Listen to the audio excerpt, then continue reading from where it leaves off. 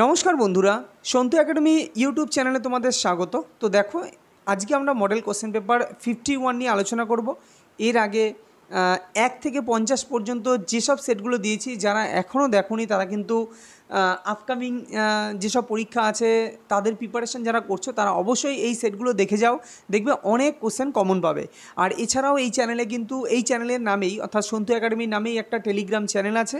তো ডেসক্রিপশন বক্সে তার লিঙ্ক দেওয়া আছে, তোমরা সেখান থেকে গিয়ে গ্রুপে জয়েন হতে পারো এবং সেখানে আমি পিডিএফ প্রোভাইড করে দেবো। তোমরা পিডিএফ দেখেও নিজেদের মতো করে এই কোশ্চেনগুলো করতে পারো এবং পরে আমার ভিডিওর সাথে চেক করে নিতে পারো তোমরা কতগুলো কী করেছো।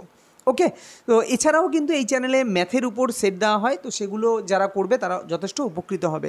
তো আর কি বেশি কথা না বাড়িয়ে আজকে আমরা 51 যে মডেল কোশ্চেন পেপার সেটা নিয়ে চলো আলোচনা করি। ফার্স্ট কোশ্চেন কী আছে দেখো, বলছে উগাড়ি কোন রাজ্যের বিখ্যাত লোক উৎসব? কেরল, ঝাড়খণ্ড, তামিলনাড়ু নাকি কর্ণাটক? তো উগাড়ি কিন্তু কর্ণাটকের একটি বিখ্যাত লোক উৎসব হচ্ছে উগাড়ি। এছাড়াও তোমরা জানো যে কুচিপুড়ি, তারপরে কোট্টাম, এগুলো কি অন্ধ্রপ্রদেশের, ছৌ পশ্চিমবঙ্গের বা বিহারেরও, বিহু হচ্ছে আসাম। তারপরে কেরলের যদি বলি, কেরলে তোমরা জানো কেরলের হচ্ছে মোহিনী আট্টাম, কথাকলি, তাই না? এগুলো হচ্ছে কেরলে। ঝাড়খণ্ডের বিখ্যাত একটা উৎসব হচ্ছে ঝাড়খণ্ডেরও কিন্তু তোমার এই আর একটা উৎসব আছে ঝাড়খণ্ডের, সরি আমি যা নাম বলেছি সেগুলো তো উৎসব বলতে গিয়ে নৃত্যশৈলী বলেছি, যে তোমার কেরলের মোহিনী আট্টাম, কথাগুলো এগুলো নৃত্যশৈলী। তো কেরলের অ্যাকচুয়ালি উৎসব যেটা ওনাম উৎসব, তাই না? আমি এখানে নৃত্য এর আগে যেগুলো বলেছি সেগুলো সব নৃত্যশৈলী বলে দিয়েছি। তো কেরল হচ্ছে ওনাম, ঝাড়খণ্ডে তোমার ছট পূজা, তারপরে বিহারেও ছট পূজা হয়, রথযাত্রা, উড়িষ্যা, হ্যাঁ, তামিলনাড়ু পোঙ্গল। ওকে, তো এইগুলো কিন্তু এর সাথে সাথে তোমাকে কিন্তু মনে রাখতে হবে। নিম্নলিখিত কোন দেশের রাজধানীর নাম তাসখান্দ? কিরগিজস্তান, উজবেকিস্তান, তুর্কমেনিস্তান নাকি তাজিকিস্তান? তো তাসখান্দ হচ্ছে উজবেকিস্তানের রাজধানী হচ্ছে তাসখান্দ। পরবর্তী কোশ্চেন, পিত্তরস ক্ষরণ করে পিত্তাশয় জমা করে, কি বলছে? পিত্তরস ক্ষরণ করে পিত্তাশয় জমা করে কে? শুক্রাশয়, ডিম্বাশয়, প্লীহা না যকৃৎ? তো যকৃতে কিন্তু অ্যাকচুয়ালি যকৃৎ থেকে পিত্তরস খরিত হয় এবং সেটা পিত্তাশয়ে জমা হয়। এবং যকৃৎ বলতে গেলেই তোমাকে একটা জিনিস মনে রাখতে হবে, যকৃতে একটা চক্র সম্পন্ন হয় যার নাম হচ্ছে অর্নিথিন চক্র। এবং এই অর্নিথিন চক্রের মাধ্যমেই কিন্তু আমাদের যে মূত্র উৎপন্নের যে প্রক্রিয়া, সেটা অ্যাকচুয়ালি অর্নিথিন চক্রের মাধ্যমে কিন্তু মূত্র উৎপন্ন হয় বা ইউরিয়া উৎপন্ন হয় বলতে পারে, এবং সেই ইউরিয়া কিন্তু মূত্রের মাধ্যমে আমাদের শরীর থেকে নির্গত হয়। পরবর্তী কোশ্চেন দেখো, বলছে কোন নদীকে ঘিরে রোমান সভ্যতা গড়ে উঠেছে? টাইবার, নীল, রাইন নাকি সিন্ধু নদী? আশা করি এই কোশ্চেনের উত্তর তোমরা সকলেই দিতে পারবে। কি বলছে? রোমান সভ্যতা। তো রোমান সভ্যতা হচ্ছে টাইবার নদীকে ঘিরে কিন্তু এই রোমান সভ্যতা গড়ে উঠেছে। সিন্ধু নদীকে ঘিরে কোন সভ্যতা? সিন্ধু নদীকে ঘিরে হচ্ছে সিন্ধু সভ্যতা।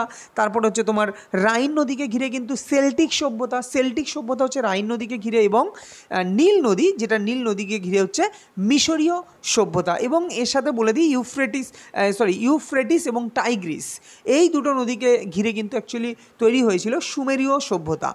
49তম প্যারালাল লাইন কোন দুটি দেশের মধ্যে অবস্থিত? মার্কিন যুক্তরাষ্ট্র ও কানাডা, উত্তর কোরিয়া, দক্ষিণ কোরিয়া, ভারত ও মায়ানমার নাকি ভারত ও পাকিস্তান?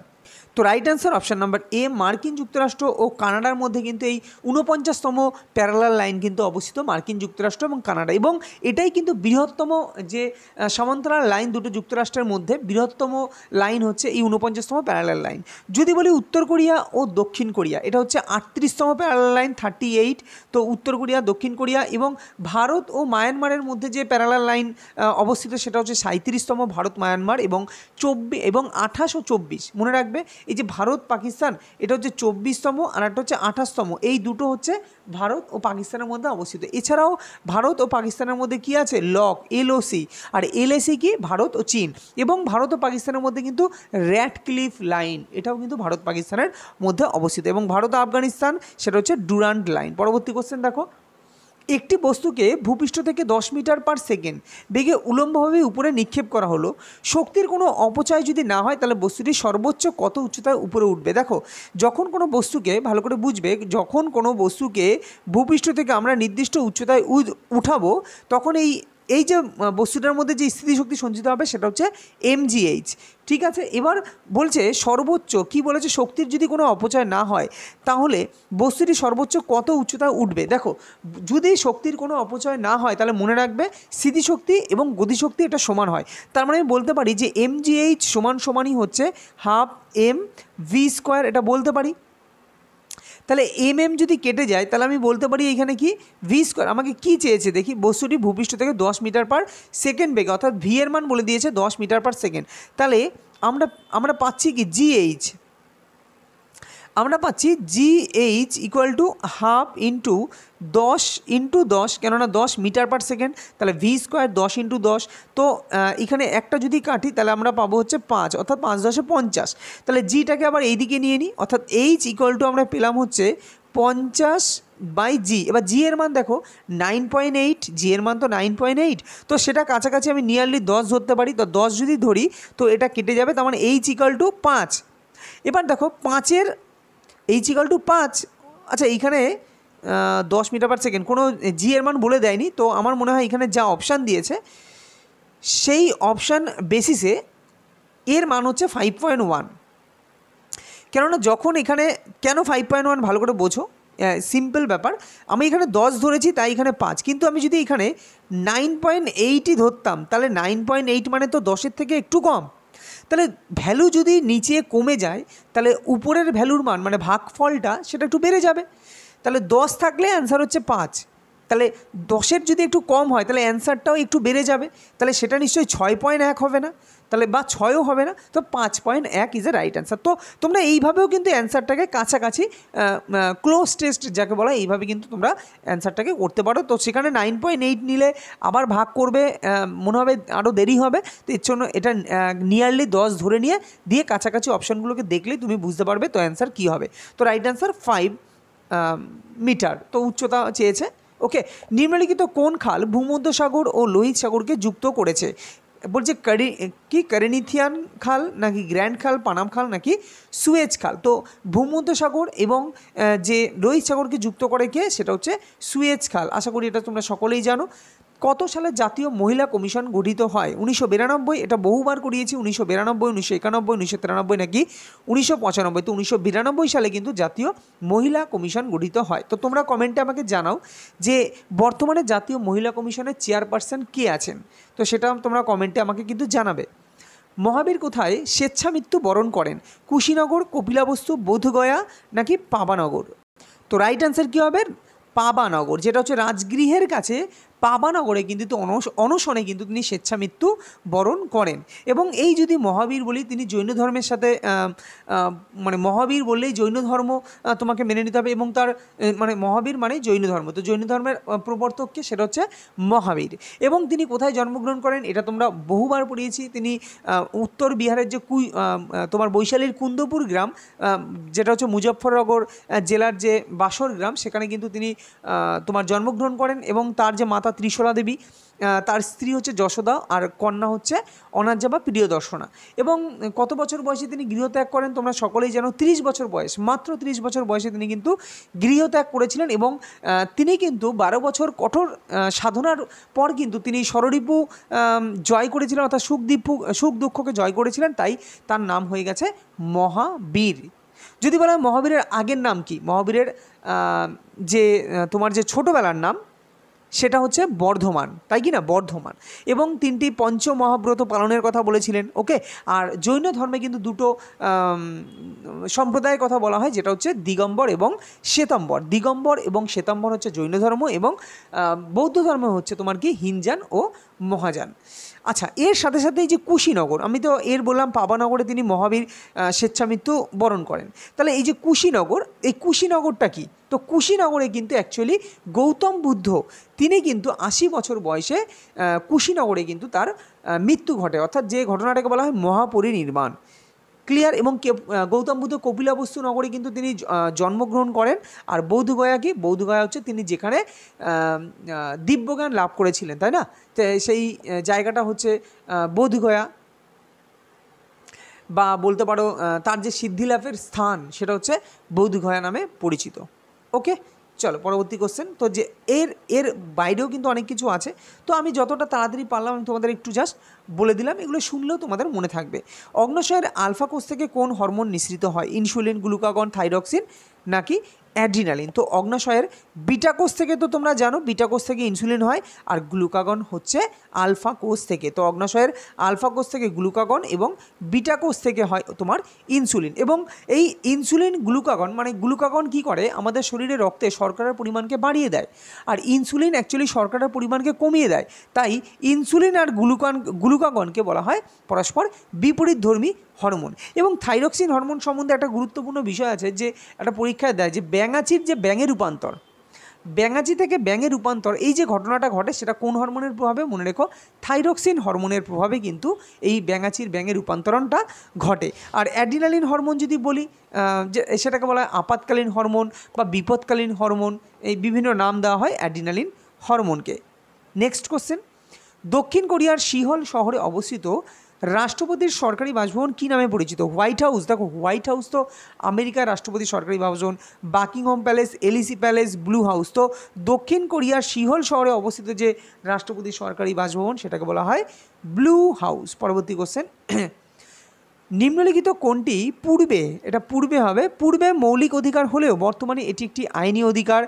এটা তোমাদের মুখস্থ হয়ে যাওয়া উচিত। যাই হোক, সম্পত্তির অধিকার, যেটা আগে পূর্বে মৌলিক অধিকার ছিল, পূর্বে মৌলিক অধিকার ছিল, তো তখন এটা 31 আর্টিকেলে কিন্তু এই মৌলিক অধিকারের কথা বলা ছিল, কিন্তু বর্তমানে 44তম সংবিধান সংশোধনের মাধ্যমে 300A আর্টিকেলে এটা কিন্তু এখন লিগ্যাল বা আইনি অধিকার।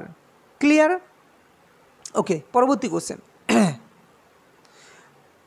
বলছে 1 কিলোওয়াট কত হর্স পাওয়ার? 1.34, 7.46, 4.76 নাকি 746? দেখো যদি বলতো 1 অশ্ব ক্ষমতা সমান কত ওয়াট, মনে রাখবে 1 অশ্ব ক্ষমতা অর্থাৎ 1 HP হর্স পাওয়ার অশ্ব ক্ষমতা সমান 746 ওয়াট। তো এইটা মনে রাখো, এইটা পরীক্ষায় দেয়।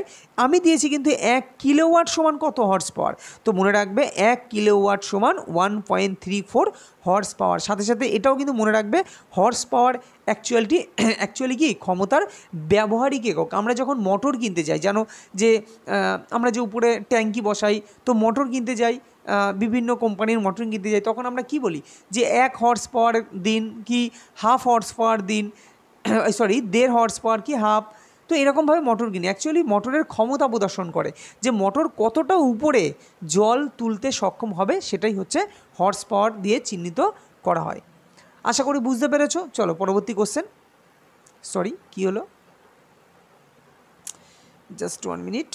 নেক্সট দেখো, বলছে নিম্নলিখিত কোন বিপ্লবটি মৎস্যের উৎপাদন বৃদ্ধির সঙ্গে জড়িত? দেখো শ্বেত বিপ্লব তোমরা জানো দুগ্ধ উৎপাদন, হলুদ বিপ্লব ভোজ্য তেল উৎপাদন, বিশেষ করে তোমার মানে তেল, আমরা যে তেল খাই সেই তেল ভোজ্য তেল। যাই হোক, গোলাপি বিপ্লব অ্যাকচুয়ালি চিংড়ির জন্য, আর এই সবুজ তোমার মৎস্যের উৎপাদন কিন্তু অ্যাকচুয়ালি নীল বিপ্লব। তাহলে নীল বিপ্লব অ্যাকচুয়ালি মৎস্যের উৎপাদন বৃদ্ধির জন্য, আর গোলাপি হচ্ছে চিংড়ির উৎপাদন বৃদ্ধির জন্য হচ্ছে গোলাপি বিপ্লব।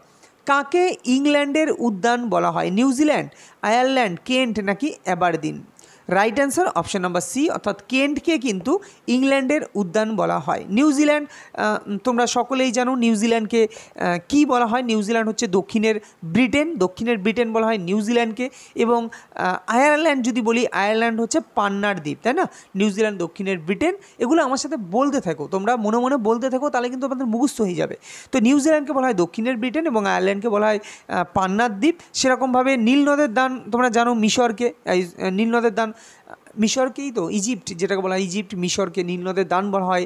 আর ইংল্যান্ডের উদ্যান হচ্ছে কেন্ট। অ্যাবারদিনটা কি? অ্যাবারদিন হচ্ছে গ্রানাইটের শহর হচ্ছে অ্যাবারদিন। সেমনভাবে পবিত্র ভূমি কাকে বলা হয়? প্যালেস্তাইনকে। তারপরে সন্ন্যাসীদের দেশ বলা হয় কোরিয়া। আগুনের দ্বীপ বলা হয় আইসল্যান্ড। তো এরকম বহু আছে, এগুলো তোমরা দেখবে আর নিজেদের মতো যতটা পারবে পড়তে থাকবে। পঞ্চসিদ্ধান্তিকা কার রচনা? অশ্বঘোষ, নাগার্জুন, ভারবি নাকি বরাহমিহির? তো অপশন নাম্বার ডি বরাহমিহির হচ্ছে পঞ্চ সিদ্ধান্তিকা। তো পঞ্চ সিদ্ধান্তিকা কার লেখা? সেটা হচ্ছে বরাহমিহির। এবং এছাড়াও বরাহমিহির আরেকটি উল্লেখযোগ্য গ্রন্থ হচ্ছে বৃহৎ সংহিতা।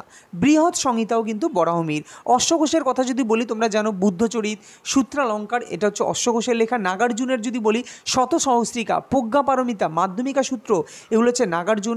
ভারবি, ভারবি হচ্ছে কৃতার্জুনিয়ম, কৃতার্জুনিয়ম হচ্ছে ভারবি। নাগার্জুন তো বললাম, সবই তো বলা হলো।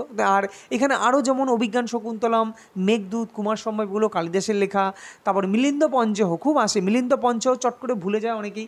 তো নাগসেন, নাগসেনের লেখা হচ্ছে মিলিন্দ পঞ্চ। এবং বৃহৎ কথা হচ্ছে গুণাট্য। পরবর্তী কোশ্চেন দেখো, প্রতিবর্ত ক্রিয়া নিয়ন্ত্রণ করে, মানে কে প্রতিবর্ত ক্রিয়া নিয়ন্ত্রণ করে? সুষুম্নাকাণ্ড, মস্তিষ্ক, ডিম্বাশয় নাকি ফুসফুস? তো প্রতিবর্ত ক্রিয়া নিয়ন্ত্রণ করে কিন্তু সুষুম্নাকাণ্ড। সুষুম্নাকাণ্ড প্রতিবর্ত ক্রিয়া নিয়ন্ত্রণ করে।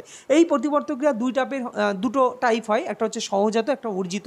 সহজাত কোনগুলো? সহজাত মানে শিশু জন্মের পরেই যেগুলো শেখাতে হয় না, যেগুলো আমাদেরকে শেখাতে হয় না। যেমন শিশু জন্মের পরে তোমার দুগ্ধপানের ইচ্ছা, তো এটা কি শেখাতে হয়? এটা শিশু অটোমেটিক চলে আসে, তো এটাকে বলা হয় সহজাত প্রতিবর্ত ক্রিয়া। কিন্তু এই যে সাঁতার কাটা, সাইকেল চালানো, এগুলো কি আমাদের শেখাতে হয়?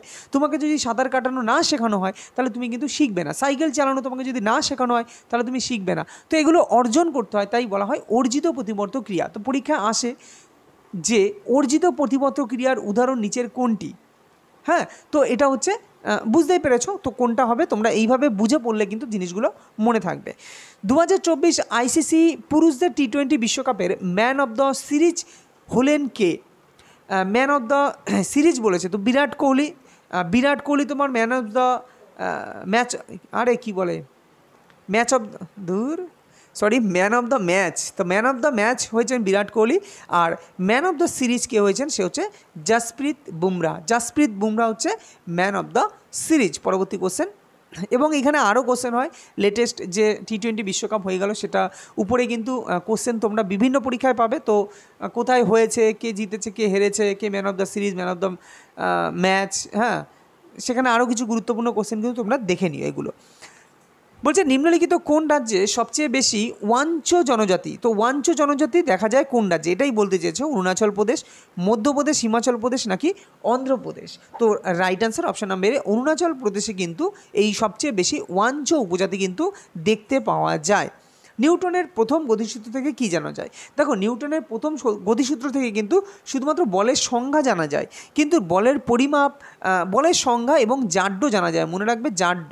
তো জাড্যের যে ধারণা, এটাও কিন্তু প্রথম গতিসূত্র থেকে, নিউটনের প্রথম গতিসূত্র থেকে কিন্তু জাড্যের ধারণা, বলের সংজ্ঞা পাওয়া যায়। কিন্তু বলের যে পরিমাপ সেটা কিন্তু দ্বিতীয় গতিসূত্র থেকে বলের পরিমাপ পাওয়া যায়। কিন্তু অ্যাকশান এবং রিঅ্যাকশান এই জিনিসটা পাওয়া যায় নিউটনের তৃতীয় গতিসূত্র থেকে। অর্থাৎ প্রত্যেক ক্রিয়ার সমান ও বিপরীতমুখী প্রতিক্রিয়া আছে, এটি বলা হয় নিউটনের তৃতীয় গতিসূত্রে। ওকে, এবং এই যে রকেটের যে উত্থাপন, মানে রকেট উত্থাপন, বা তুমি নৌকা থেকে লাফ দেওয়ার সময় নৌকাটির পিছনে চলে যাওয়া, বা যদি বলো যে ক্রিকেট দূর থেকে আসা কোনো ক্রিকেট বল ক্যাচ ধরার সময় হাতটিকে কিছুটা পিছনে সরিয়ে নেওয়া, এই যে উদাহরণগুলো, এগুলো কিন্তু নিউটনের তৃতীয় গতিসূত্রের সঙ্গে সম্পর্কিত। এগুলো কিন্তু দিতে পারে। ভারতের প্রথম গভর্নর জেনারেল কে? Lord Canning, Warren Hastings, Umesh Chandra Banerjee নাকি লর্ড মাউন্ট ব্যাটেন? তো right answer option number B, Warren Hastings কিন্তু ভারতের প্রথম গভর্নর জেনারেল। আর প্রথম ভাইসরয় কে ছিলেন? লর্ড ক্যানিং। তোমরা সকলেই জানো প্রথম ভাইসরয় লর্ড ক্যানিং। উমেশচন্দ্র ব্যানার্জি যদি বলি, তো ভারতের যে জাতীয় কংগ্রেস, হ্যাঁ, ইন্ডিয়ান ন্যাশনাল কংগ্রেস, এর প্রথম সভাপতি ছিলেন উমেশচন্দ্র ব্যানার্জি। আর লর্ড মাউন্ট ব্যাটেনের কথা বলতে গেলে তিনি হচ্ছে স্বাধীন ভারতের প্রথম গভর্নর জেনারেল। স্বাধীন ভারতের প্রথম গভর্নর জেনারেল হচ্ছে লর্ড মাউন্ট ব্যাটেন। ক্লিয়ার? আর যদি বলা হয় স্বাধীন ভারতের প্রথম ভারতীয় গভর্নর জেনারেল, তখন হবে চক্রবর্তী রাজা গোপালাচারী। পরবর্তী কোশ্চেন, কাকে প্রিন্স অফ বিল্ডার্স বলা হয়? সমুদ্রগুপ্তকে তো ভারতের নেপোলিয়ন বলা হয়, স্কন্দগুপ্ত ভারতের রক্ষাকর্তা, চন্দ্রগুপ্ত মৌর্য এবং শাহজাহান। তো প্রিন্স অফ বিল্ডার্স বলা হয় শাহজাহানকে। কেন বলা হয়? তার আমলে বড় বড় জিনিস তৈরি হয়েছিল, মতি মসজিদ, তারপরে দিল্লি লালকেল্লা, হ্যাঁ, ময়ূর সিংহাসন, এগুলো সব তার আমলে হয়।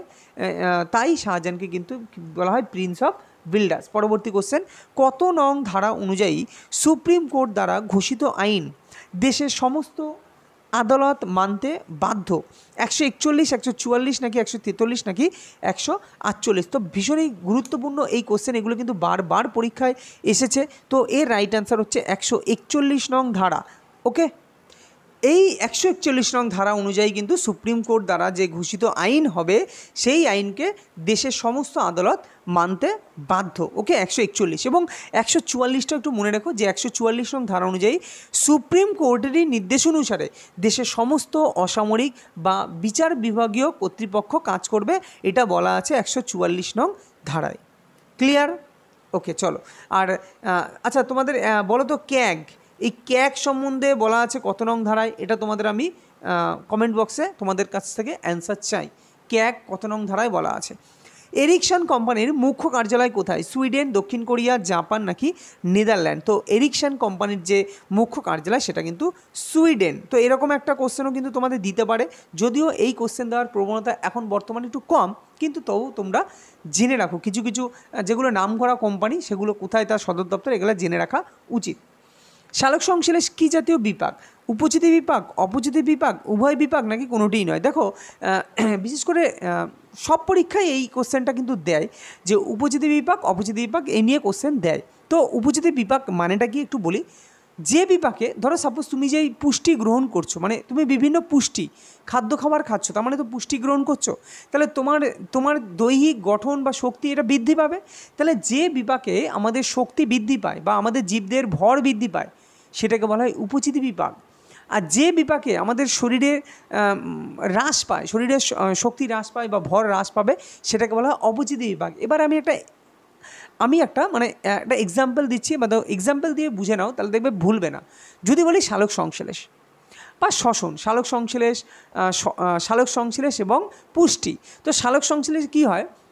উদ্ভিদ কার্বন ডাইঅক্সাইড গ্রহণ করে, অক্সিজেন ত্যাগ করে, কিন্তু কার্বন ডাইঅক্সাইডের মাধ্যমে সালোক সংশ্লেষের মাধ্যমে উদ্ভিদের পুষ্টিগুণ বৃদ্ধি পায়, তাই না? মাটি থেকে সূর্যালোকের ফলে ক্লোরোপ্লাস্টে পাতায় খাদ্য তৈরি হয়, তাই না? পাতায় উপস্থিত যে ক্লোরোপ্লাস্ট, সেখানে খাদ্য তৈরি হয়। তো দ্যাট মিনস উদ্ভিদের বৃদ্ধি পায়, উদ্ভিদের যে শক্তি বৃদ্ধি পায়। তাহলে যেখানে বৃদ্ধি পাবে সেখানেই হচ্ছে উপচিতি বিপাক। এই কারণে সালোক সংশ্লেষ আর পুষ্টি এরা হচ্ছে উপচিতি বিপাক। কিন্তু যদি বলি শ্বসন মানে কি? শ্বসন মানে তোমার কী হয়? শ্বাস প্রশ্বাসের মাধ্যমে অক্সিজেন ত্যাগ হয়, শ্বসন। এবং রেচন যদি বলি, রেচন আমরা রেচিত করলে আমাদের কী হয়? জীবদের ভর হ্রাস পায়। তার মানে শ্বসন এবং রেচন এটা কিন্তু অ্যাকচুয়ালি বলা হয় অপচিতি বিপাক। তো আর ভুলবে না, এটা কিন্তু পরীক্ষায় দেয় শ্বসন এটি কী ধরনের বিপাক প্রক্রিয়া। তো অপশান দিয়ে দেবে উপচিতি অপচিতি উভয়ই নাকি কোনোটিই নয়। তো শ্বসন কিন্তু অপচিতি। তার মানে কি পেলাম? শ্বসন আর রেচন, এটা হচ্ছে অপচিতি, আর উপচিতি হচ্ছে সালোক সংশ্লেষ আর হচ্ছে পুষ্টি। এই দুটো হচ্ছে কি উপচিতি বিপাক। ক্লিয়ার? চলো পরবর্তী কোশ্চেন। কোন রাজ্য সরকার সাইবার অ্যালার্ট অ্যাপ লঞ্চ করলো? তামিলনাড়ু, উত্তরপ্রদেশ, কেরালা নাকি মধ্যপ্রদেশ? তো রাইট অ্যান্সার কী হবে? Right answer option number A, Tamil Nadu সরকার কিন্তু এই সাইবার অ্যালার্ট, এটা যদিও অনেক আগেকার কোশ্চেন, তো দিতে পারে 2023-এ যত সম্ভব মনে হয় এটা। তো যাই হোক, সাইবার অ্যালার্ট অ্যাপ লঞ্চ করলো কিন্তু তামিলনাড়ু সরকার। তো এটা মনে রেখো, কেননা রেলওয়েতে কিন্তু অনেক পুরনো কারেন্ট অ্যাফেয়ার্সও কিন্তু দেয়। ভারতীয় বায়ুসেনার সিয়াচেন হিমবাহে কর্তৃত্ব কায়েম। কি বলছে? ভারতীয় বায়ুসেনার সিয়াচেন হিমবাহে কর্তৃত্ব কায়েম নিম্নলিখিত কোন অপারেশনের সঙ্গে যুক্ত? রাহাত, 3 স্টার, ব্ল্যাক টর্নেডো নাকি মেঘদূত? তো দেখো, সিয়াচেন হিমবাহ, তো তার মধ্যে লুকিয়ে আছে কি? মেঘ, তাই না? সব থেকে উপরে মেঘ থাকে। তো মেঘদূত হচ্ছে এই ভারতীয় বায়ুসেনার সিয়াচেন হিমবাহ কর্তৃক কর্তৃত্ব কায়েম, এটা অ্যাকচুয়ালি মেঘদূত অপারেশন। জলি গ্র্যান্ড বিমানবন্দর কোথায় অবস্থিত? ভোপাল, অমৃতসর, রাঁচি নাকি দেরাদুন? তো রাইট অ্যান্সার কী হবে? Right answer option number D, দেরাদুনে কিন্তু এই জলি গ্র্যান্ড বিমানবন্দর কিন্তু অবস্থিত। রাঁচিতে একটা বিমানবন্দর হচ্ছে, দেখো গয়াতে, গোয়াতে হচ্ছে দাবলিং বিমানবন্দর, রাঁচিতে বিরসা মুন্ডা বিমানবন্দর কিন্তু রাঁচিতে অবস্থিত। তো এইগুলো বারবার পরীক্ষা এর আগেও এসছে। নতুন যেসব বিমানবন্দর নতুন করে হচ্ছে সেগুলো কিন্তু তোমরা মনে রেখো। শিবাজির রাজধানী কোথায় ছিল? সিংহপুর, ফতেপুর সিক্রি, রায়গড় নাকি দৌলতাবাদ? তো শিবাজির রাজধানী কিন্তু ছিল রায়গড়। রায়গড় হচ্ছে শিবাজির রাজধানী। সিংহপুর কার রাজধানী? সিংহপুর কিন্তু খারবেলের রাজধানী। খারবেলের যে শাসক, সেই খারবেলের রাজধানী হচ্ছে সিংহপুর। শিবাজি তো রায়গড় বললাম। দৌলতাবাদ কার? দৌলতাবাদ হচ্ছে দৌলতাবাদ কার রাজধানী জানো? দৌলতাবাদ হচ্ছে তোমার মোহাম্মদ বিন তুগলক। ঠিক, মোহাম্মদ বিন তুগলক, যেটা তো দেওগিরি বা দৌলতাবাদ, তার রাজধানী ছিল দৌলতাবাদ। ফতেপুর সিক্রি আকবর, তোমরা জানো। ওকে, আরও বিভিন্ন, যেমন কাঞ্চিপুরম প্রথম নরসিংহ বর্মনের রাজধানী। শশাঙ্কের রাজধানী কী ছিল? কর্ণসুবর্ণ। তারপরে হর্ষবর্ধনের রাজধানী কনৌজ। সিরাজউদ্দৌলা হচ্ছে মুর্শিদাবাদ, শাহজাহান আগ্রা। এগুলো কিন্তু পরীক্ষায় বারবার এসছে। বাদামি, এই কোশ্চেনটা খুব আসে যে বাদামি কার রাজধানী? ভীষণ ইম্পর্টেন্ট, দ্বিতীয় পুলকেশী, মনে রেখো কিন্তু। দেখো বিভিন্ন পরীক্ষায় এই টাইপের কোশ্চেন আসে। বাদামি হচ্ছে দ্বিতীয় পুলকেশীর রাজধানী। এরকম বহুত আছে, তো সেগুলো আমরা যতবার পড়বো তত জানতে পারবো। সৌভ্রাতৃত্বের ধারণা কোন দেশের সংবিধান থেকে নেওয়া হয়েছে? রাশিয়া, ফ্রান্স, অস্ট্রেলিয়া নাকি জার্মানি? তো ফ্রান্সের সংবিধান থেকে কিন্তু এই সৌভ্রাতৃত্বের ধারণা, এই ধারণাটি কিন্তু নেওয়া হয়েছে ফ্রান্সের সংবিধান থেকে। রাশিয়া থেকে কী নেওয়া হয়েছে? রাশিয়া থেকে তোমরা জানো মৌলিক কর্তব্য, অর্থনৈতিক পরিকল্পনা, এটা কিন্তু রাশিয়ার সংবিধান থেকে নেওয়া হয়েছে। অস্ট্রেলিয়ার সংবিধান থেকে বারবার বলেছি প্রস্তাবনার ভাষা নেওয়া হয়েছে কিন্তু অস্ট্রেলিয়ার সংবিধান থেকে। কিন্তু প্রস্তাবনা নেওয়া হয়েছে কিন্তু আমেরিকার সংবিধান থেকে, অথচ প্রস্তাবনার ভাষা নেওয়া হয়েছে কিন্তু অস্ট্রেলিয়ার সংবিধান থেকে। এছাড়াও অস্ট্রেলিয়া থেকে যৌথ তালিকা, ব্যবসা বাণিজ্যের প্রতিবিধান, কীভাবে ব্যবসা বাণিজ্য করতে হবে, সেটাও কিন্তু নেওয়া হয়েছে অস্ট্রেলিয়ার সংবিধান থেকে। যদি বলি জার্মানি থেকে কি? জরুরি অবস্থা কোথা থেকে নেওয়া হয়েছে? জার্মানি। চলো পরবর্তী কোশ্চেন। বলছে 36 কিমি পার ঘন্টা বেগে চলমান একটি মোটর গাড়িকে ব্রেক কষে 5 সেকেন্ড সময়ে থামানো হলো। মোটর গাড়িটির মন্দন কত? দেখো, যখন কোনো একটা গাড়ি 36 কিমি পার ঘন্টা বেগে চলমান আছে, তাহলে আমি তার এটা হচ্ছে অন্তিম বেগ, তাই না? আচ্ছা দাঁড়াও, আমার বলেছে 36 কিমি পার ঘন্টা বেগে চলমান একটি মোটর ব্রেক কষে থামানো হলো। তার মানে ইউ হচ্ছে এখানে প্রাথমিক বেগ হচ্ছে 36 কিমি পার ঘন্টা, আর অন্তিম বেগ তো থামানো হলো না, থামানো হলো মানে অন্তিম বেগ 0। এবার আমরা কি জানি?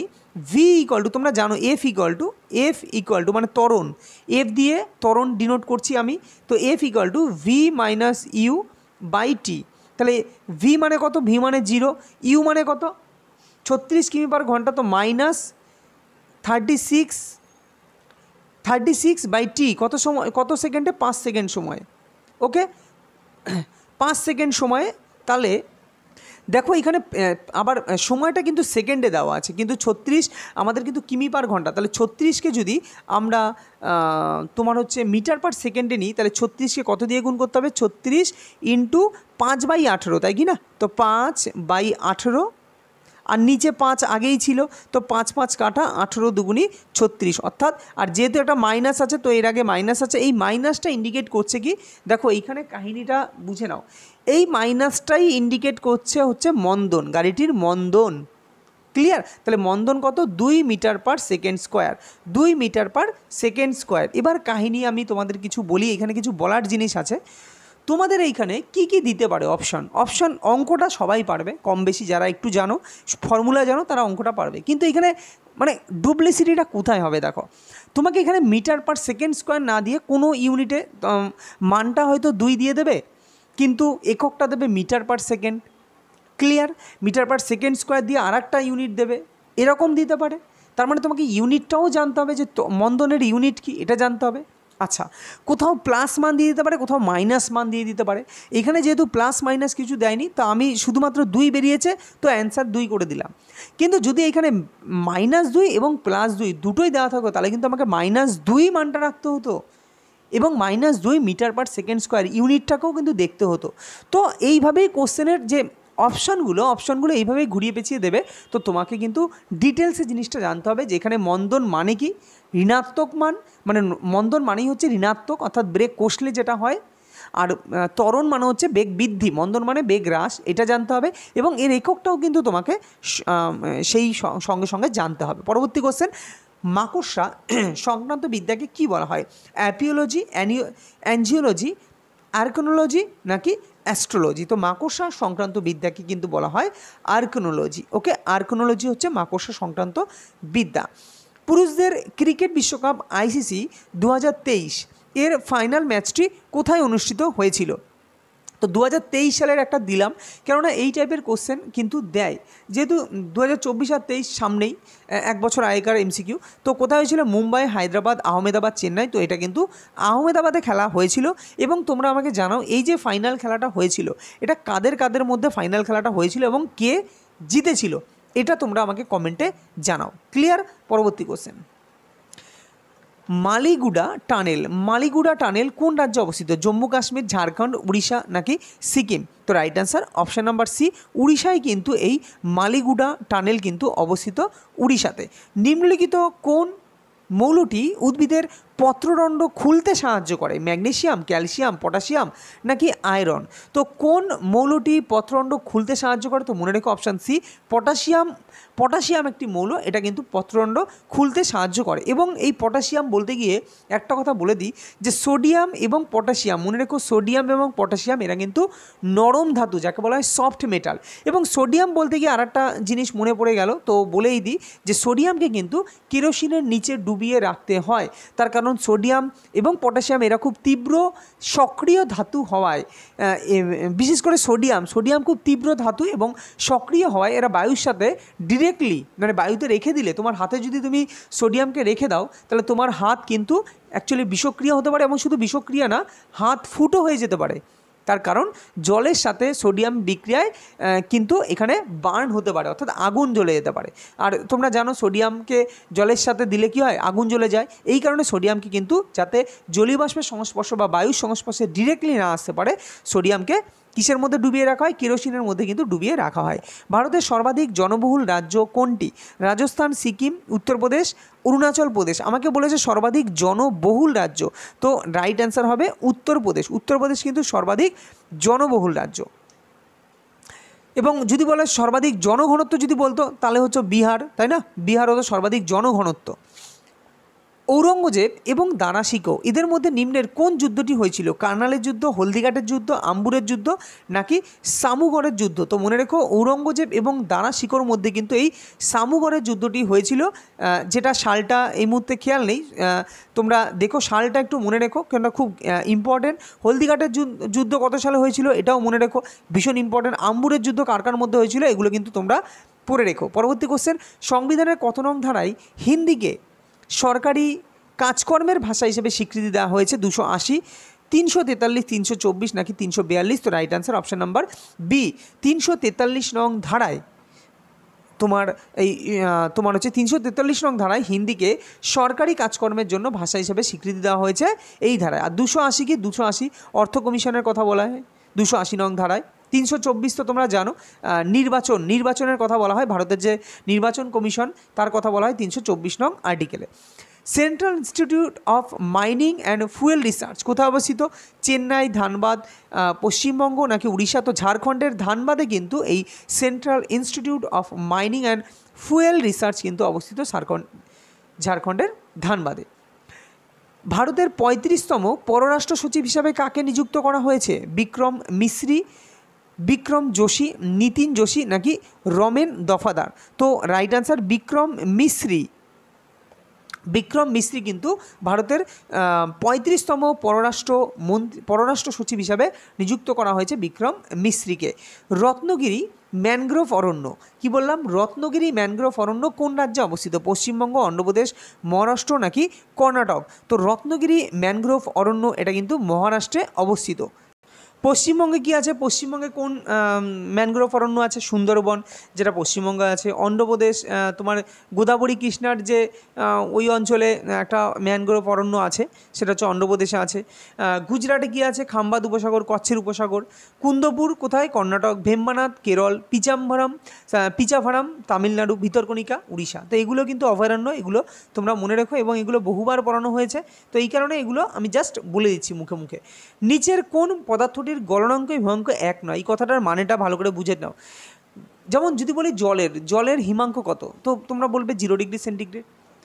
ঠিক আছে, জলের হিমাঙ্ক মানে জল 0 ডিগ্রি সেন্টিগ্রেডে কিন্তু বরফ হয়ে যায়, আর বরফের গলনাঙ্ক কত? সেটাও 0 ডিগ্রি সেন্টিগ্রেড। ক্লিয়ার? জলের স্ফুটনাঙ্ক 100 ডিগ্রি সেন্টিগ্রেড। তো যেমন এদের নির্দিষ্ট একটা মান আছে, তাই না, এর স্ফুটনাঙ্ক বা গলনাঙ্কের একটা মান আছে, কিন্তু নিচের একটা পদার্থ আছে যার গলনাঙ্ক বা হিমাঙ্ক এর মান নির্দিষ্ট নয়, মানে কোনো ক্ষেত্রে 0 ডিগ্রি দেখাচ্ছে, কোনো ক্ষেত্রে 2 ডিগ্রি দেখাচ্ছে।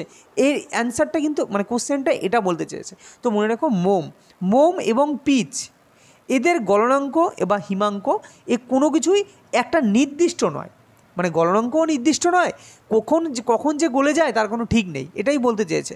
ক্লিয়ার? মানে এখানে গলনাঙ্ক বা হিমাঙ্কের মানটা নির্দিষ্ট নয় এটা বলেনি কিন্তু, ঠিক আছে? ওকে, তো মোম পিচ মনে রাখবে, মোম পিচ এদের গলনাঙ্ক এবং হিমাঙ্ক কিন্তু নির্দিষ্ট নয়। প্রথম কোন প্রতিবন্ধী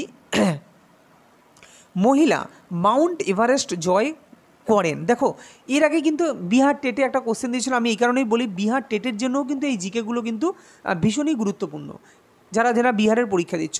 তো এরকম কোশ্চেন দিয়েছিল যে প্রথম মাউন্ট এভারেস্ট জয়ী মহিলার নাম কি? তো বাচেন্দ্রী পাল তোমরা জানো, কিন্তু এইখানে দিয়েছে দেখো প্রতিবন্ধী মহিলা, প্রথম যে মাউন্ট এভারেস্ট জয়ী প্রতিবন্ধী মহিলা কে ছিলেন? তো সেটার অ্যান্সার হবে, সরি এইখানে বাচেন্দ্রী, অরুণিমা সিনহা হবে, ঠিক আছে, অরুণিমা সিনহা কিন্তু হবে। আর যদি বলতো প্রথম যে মহিলা যিনি মাউন্ট এভারেস্ট জয় করেছিলেন, তো সেই ক্ষেত্রে হচ্ছে বাচেন্দ্রী পাল। তো এখানে রাইট অ্যান্সার হবে অরুণিমা সিনহা। ক্লিয়ার? চলো পরবর্তী কোশ্চেন। উদ্ভিদের কোন শারীরবৃত্তীয় প্রক্রিয়াকে প্রয়োজনীয় ক্ষতি বলা হয়? সালোক সংশ্লেষ, শ্বসন, বাষ্পমোচন, রেচন।